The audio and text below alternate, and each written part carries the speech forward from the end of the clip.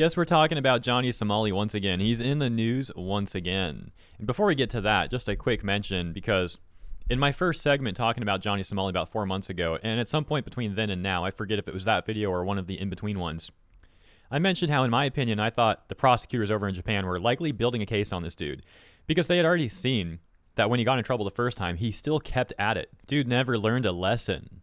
So it seemed like they were just letting him continue for now, as they built a stronger case, stacking charges that they can potentially sentence him on. Yet I did get some comments of people seemingly confused, saying things like, "Hirohei, I thought he was in prison for 3 years, thought it was like done." And I never said in any of my videos that he was going to prison for 3 years, so I don't know where people got that from, but it wasn't here just to clarify. My whole thing, as mentioned, has been that it seems like they're just stacking charges, building the case, and also, to an extent, even trolling him in detainment, etc., etc. And so now there's a new claim, as tweeted by Felix here, saying the Japanese government is making an example of Johnny Somali, a kick streamer who harasses people and breaks the law for fame. And then bolding this part saying, kick streamer Johnny Somali will spend 5 years in Japanese prison.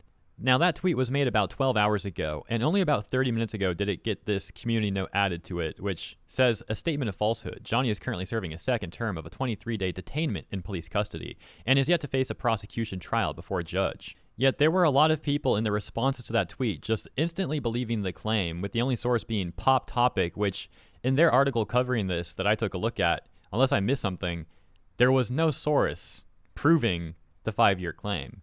So people should, in my opinion, have questioned that claim to begin with, even without the community fact check being there. Which, by the way, the community fact check in of itself is also questionable. We'll get to that part in just a few seconds here, so let me just clarify something as well.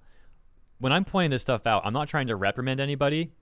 I'm just concerned because a while back on the internet, I'm sure many of you know what I'm talking about, it used to be generally agreed upon that you just don't believe everything you read on the internet. And again, this isn't really directed at you guys. This is directed at some of the people in the comments there who, I don't know if they're viewers for this channel or not. I think a lot of them were just, people on Twitter commenting. They probably don't even watch my videos. So maybe I'm preaching to the choir here.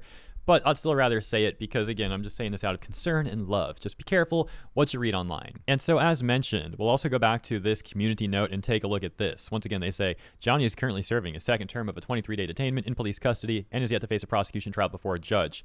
And the source of that is Sportskeeda. Yet Sportskeeda doesn't have any official confirmation. Their source is DGen News, who, to be fair, has been doing a great job covering the Johnny Somali stuff over the months. So perhaps that's true, but once again, just pointing out that Sportskeeda doesn't have any legal documents here or anything confirming without a shadow of a doubt that this is all what's indeed going on. Furthermore, their second source is some random Redditor, and then that Redditor's source is another Redditor. So again, no legal documents here.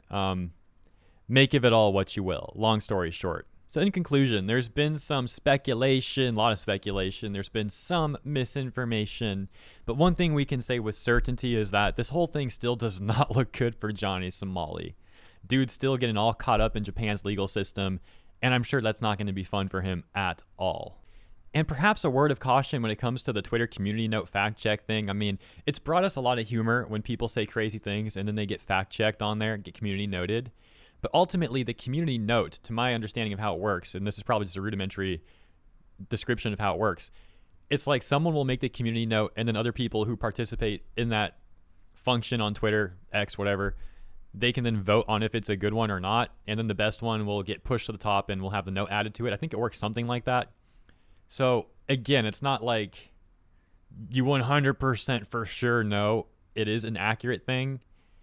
It very well may end up just getting hijacked at some point, if not already to an extent, by people who are just using it, to try and get something fact-checked in the way that they want. You could very easily just have a Discord server full of people who participate in the community note program, and then they just all agree, let's upvote this one.